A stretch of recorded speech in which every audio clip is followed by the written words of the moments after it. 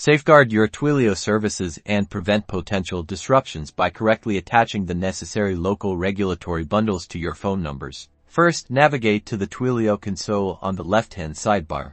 Locate and click on Phone Numbers. From the expanded Phone Numbers menu, select Regulatory Compliance. Then, click on Regulatory Bundles to access the list of available compliance documents. Here, you'll see a list of regulatory bundles. Carefully identify the one that corresponds to your Twilio phone number's country and specific regulatory requirements. Then click on it to view its details. Within the Bundles Details page, scroll down to the section dedicated to assigned phone numbers. You'll find an option to add phone number. Click this button, and a drop-down list will appear displaying your available Twilio numbers. Select the specific number you wish to associate with this regulatory bundle.